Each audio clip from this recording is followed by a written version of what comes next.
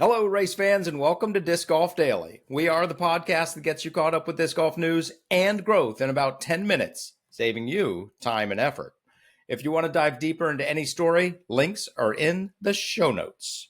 Today is PDGA Growth Day. Stay tuned after the news for full details. Our number one news story today, the ALA Open presented by Prodigy. Congrats to Danielle Davidson, my favorite player in Europe, because you have to have a favorite, don't you? Anyway, he took it down and made it look easy. James Proctor got third and Eric Oakley got sixth.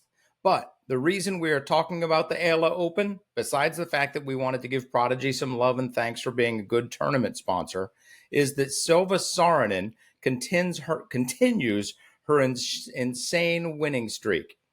She went into the final round with a 5-stroke lead. After giving away 2 strokes on hole 13 in the final round, the lead was down to 1. Silva would go 2 down the stretch and win by 3. For those of you counting at home, that is a Simpsons handful, 4 in a row for the MVP, Prodigy. It is great to see these European events and players, some of whom will likely be gracing the Pro Tour in 2025 and beyond. But for the next few weeks, you have to wonder if Paul Revere is riding through Europe proclaiming, "The Americans are coming, the Americans are coming." 3, if by plane. And our number 2 news story, Sofia Campbell, a rising 6th grader at Arts and Technology Academy in Eugene, loves to play disc golf. She enjoys it so much that she's a registered professional, and now she's encouraging others, adults and kids alike, to learn to play. She and her father, Gary, also a registered pro, are holding a disc golf putting series all summer long at Alton Baker Park in Eugene. Their goal is to invite new players to the game, foster community, and raise money for local youth-serving organizations. She got an interview on KLCC's Love Cross with her and her dad. Love Cross started out, "Let's get it started with an easy question for you. Sofia, how did you first get into disc golf?" Sofia replied, "I got into disc golf because my dad was playing and he invited me out. So we played a couple of rounds together and it was super fun. So we continued playing and doing tournaments and stuff. My first tournament was the Women's Global event." Check out the complete interview in the show notes. Thank you to Sofia and her dad, Gary, for sharing the game they love with the world. It's why we're here. Our number 3 news story, the first round of PDGA Scholastic grants has gone through. These will help members and their school-affiliated disc golf clubs fund equipment, uniforms, baskets, and other administrative support. One of the grant recipients was Sarah Cunningham, the 2010 PDGA World Champion, a 2-time Vibram Open champion, and a physics teacher at Powdersville High School in Greenville, South Carolina. Sarah said, "Thank you for awarding my school this grant!" It will allow us to get more students outside to play disc golf. We are very excited to help grow the sport. A couple schools in Texas, a couple in Virginia, one in North Carolina, Florida, Georgia, as well as Sarah Cunningham's South Carolina school, all received grants from the PDGA to help grow the sport at their schools. Link in the show notes to read more and to apply for the next round. Our number 4 news story of the day, Bill Nye joins Team Innova. You heard me right. The pairing of Innova and Bill Nye may seem strange at first, but trust us, there's chemistry here. This is from the Innova blog. Every round of disc golf is a field experiment. There's more science to unpack than you realize. Actually, maybe not. Aerodynamics, gyroscopic motion, kinesiology, and beyond. Innova's Dave Dunapace is the original mad scientist of disc golf.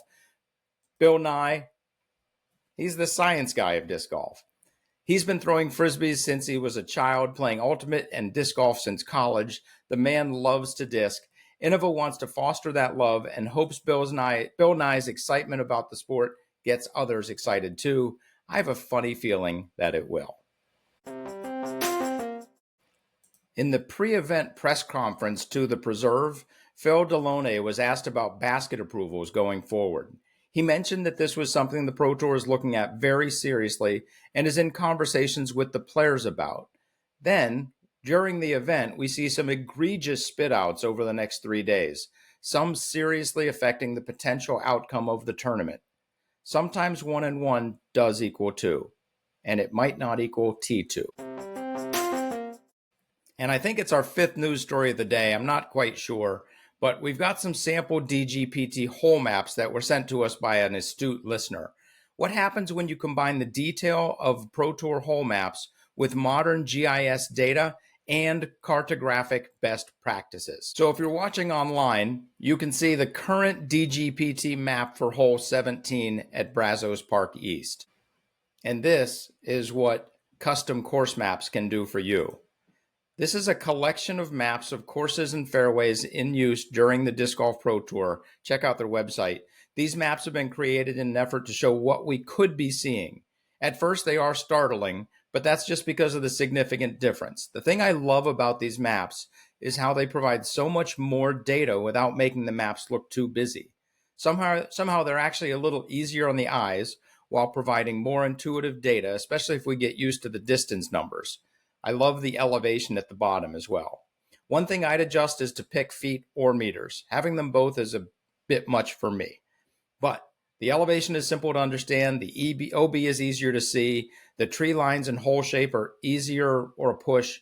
I love it when people take the work they know and combine it with the hobby they love. This is good stuff.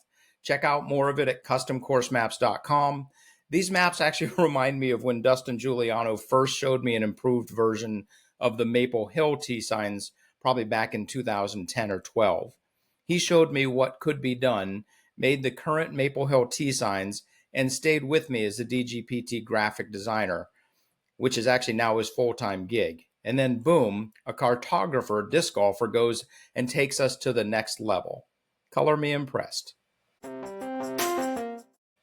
And to wrap it up, GOAT talk, Ricky versus Paul. Saw this somewhere on the interwebs, but Paul has many more majors and was dominant for so very long. When Paul and Ricky were both close to their primes, Paul was winning over Ricky more often than the other way around. But Father Time has a way of evening things out. With the win at the Preserve, Ricky's lifetime PDGA earnings are just $5,000 shy of the top earner ever, which is Paul McBeth. Paul has $748,000 to Ricky Wysocki's $743,000. Through 2019, they had competed head-to-head 102 times. Paul won 60 of those, Ricky won 40. The funny thing is how few times they tied because they were usually winning, literally. In that same time frame, Paul had 43 wins, Ricky had 23. Prior to 2020, if Paul and Ricky were in the field, one of them would win 65% of the time. Wow. Since then, though, they've met 55 times. Ricky has won 33 and Paul has won 20.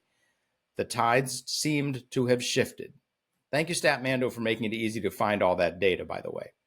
If Ricky passes Paul for the biggest money earnings, does that affect the GOAT conversation? Yes, it does, but only for one sentence. Until Ricky starts winning majors, it's not a GOAT conversation at all.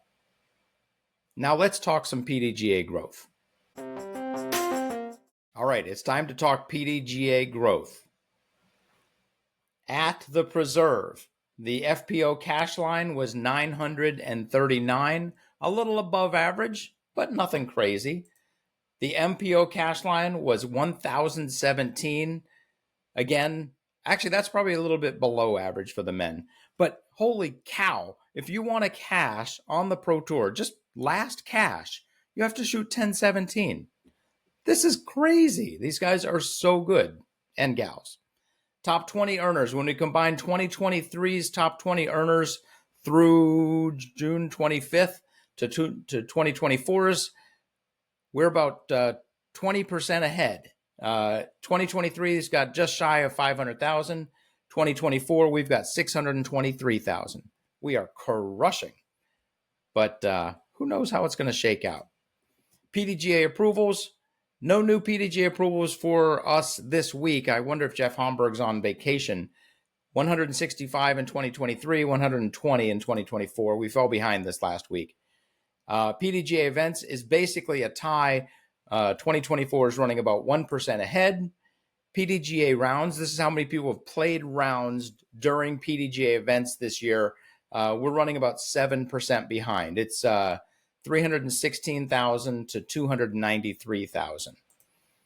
And PDGA members, this is the one we were keeping about 3.5% behind last year's pace. I kept saying 3 to 3.5, but it was closer to 3.5. This week we fell off the pace a little bit. Excuse me. We are closer to 4% behind the 2023 pace. I'm hoping we can close that gap, but not quite there yet. And just so you know, our highest PDGA number right now, 290,338. We are less than 10,000 away from 300,000. I'm just going to make it a call right now. The call is, can we reach 300,000 by the end of 2024? It's going to be close. That does it for us today. If you have any thoughts, news, or opinions, shoot us an email, discgolfdaily@aol.com. Otherwise, have fun, throw them straight, tell a friend about Disc Golf Daily, and hit the thin gap. Thank you so much for watching. Please like, subscribe, comment, and share. It really does help us grow.